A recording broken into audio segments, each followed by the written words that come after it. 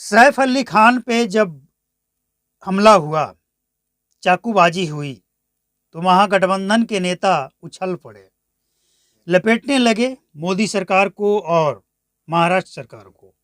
लेकिन जैसे ही पता चलता है कि हमलावर एक मुस्लिम है, बांग्लादेशी घुसपैठी है, सारे महागठबंधन के नेताओं की बोलती बंद हो गई और उनका रुख बदल गया। अब वो क्या बोल रहे हैं ये भी बताएंगे और बोलती क्यों बंद हो गई ये भी बताएंगे। बोलती बंद इसलिए हो गई कि रोहिंग्या, घुसपैठिए, मुसलमान, इस पे इनकी बोलती बंद हमेशा होती है, इसलिए इनकी बोलती बंद हो गई है।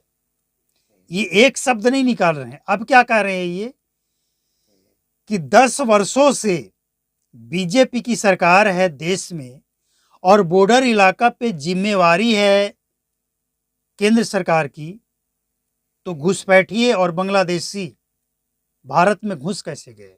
असल में ये जो सैफ अली खान पे जो हमला करने वाला शख्स है ये एक सनकी है, और ऐसे लोग अगर भारत में घुसपैठ करके बैठे हैं तो सिर्फ सैफ अली खान नहीं, हम समझते हैं कि हर वो उद्योगपति और सेलिब्रिटी खतरे में है। तो सब हम बात ये कर रहे थे कि जब 10 वर्षों से बीजेपी की सरकार है, उनकी जिम्मेवारी है, तो ये घुसपैठिए भारत में लाखों से करोड़ों की संख्या में कैसे हो गए, बहुत बड़ा सवाल है। और ये सवाल तो बीजेपी से पूछना बनता है, लेकिन इसके पीछे का लॉजिक भी समझना होगा कि ये घुसपैठिए आते कहां से हैं। बांग्लादेश, नेपाल के रास्ते और कुछ और इलाका है जो जंगल पहाड़ इलाका है, उस रास्ते से।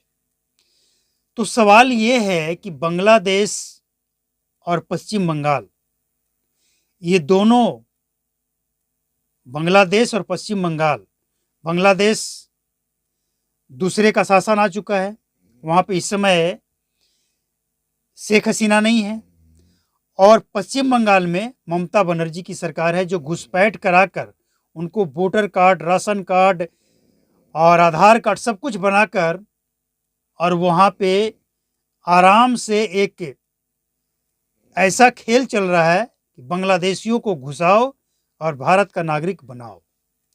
फर्जी राशन कार्ड, वोटर कार्ड, आधार कार्ड बन जाता है बहुत ही आसानी से, सरकार के कुछ नुमाइंदे हैं जिनके सहयोग से।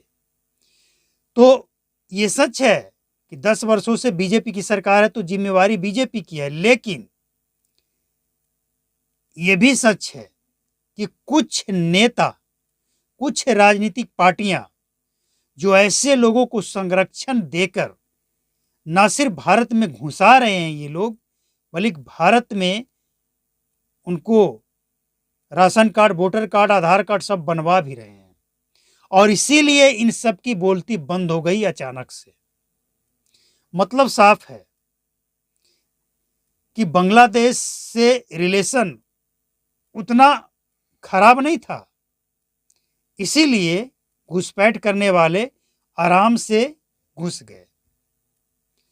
और नेपाल से भी रिश्ता खराब नहीं है, इसीलिए वहां से आने वाले लोगों की ज़्यादा तलाशी वगैरह नहीं होती है, घुस गए आराम से। लेकिन जिस राज्य में ये जाकर पनाह लिए बैठे हैं, बिहार में भी बैठे हैं ये, जिस राज्य में बैठे हैं वहाँ के प्रशासन, वहाँ के नागरिक, वहाँ के लोकल नेता की भी जिम्मेवारी बनती है। इस घटना की जानकारी, इस तरह की जो घुसपैठ लोग घुस रहे हैं उसकी जानकारी प्रशासन को दे। और हम तो यही कहेंगे कि जितने भी घुसपैठी भारत में घुसे हैं, इनको पकड़ने के बाद जेल में बंद करके भारत की रोटी खिलाने की जरूरत नहीं है। या तो इसे जैसे ही पकड़ा जाए उसी दिन, संभव हो तो उसी दिन बॉर्डर पार करा के छोड़ दिया जाए, या फिर सीधा भगाओ और इनकाउंटर। कोई ज़रूरत नहीं है हिंदुस्तान का रोटी खिलाने का। ये लोगों का जो टारगेट है ना, भारत को बदनाम करना और बर्बाद करना। एग्जाम्पल, सैफ अली खान पे हमला करने वाला शख्स।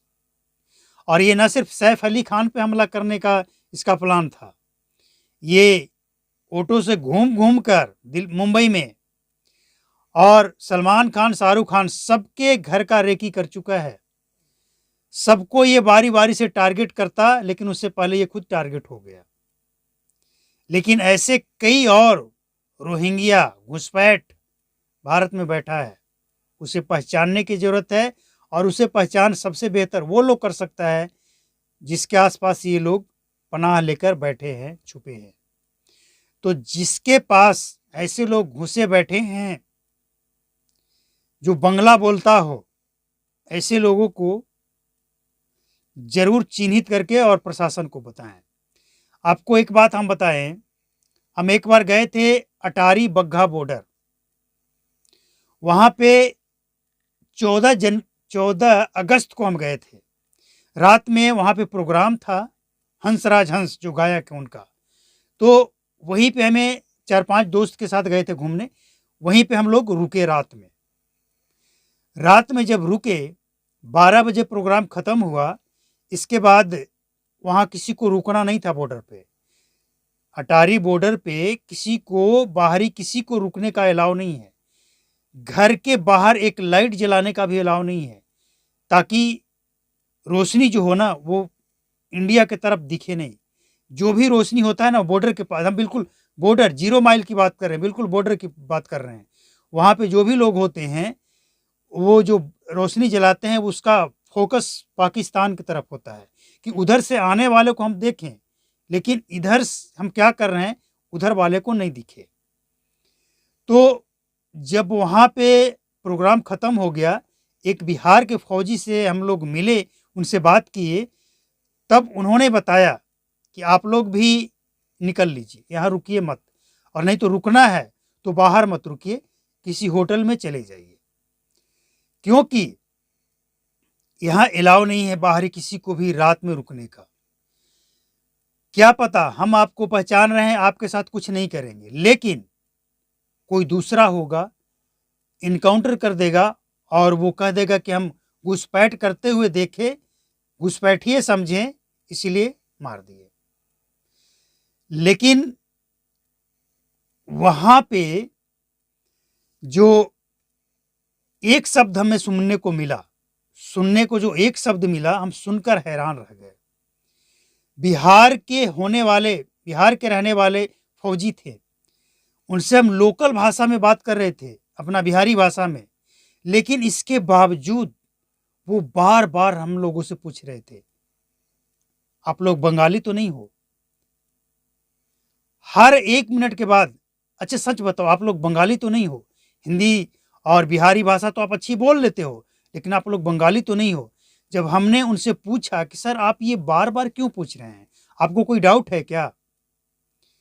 हालांकि उस समय आधार कार्ड ये सब होता नहीं था, और लोग जो परिचय पत्र होता है ना लेकर उतना चलते नहीं थे, पहले ये सब उतना इशू नहीं था। तो ये बात 1994 आसपास का है।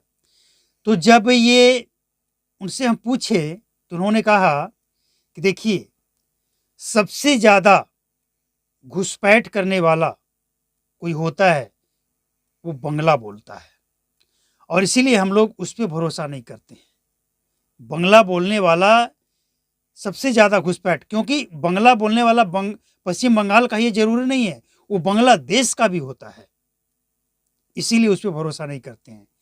तो ये स्थिति है, इसीलिए इनकी बोलती बंद है।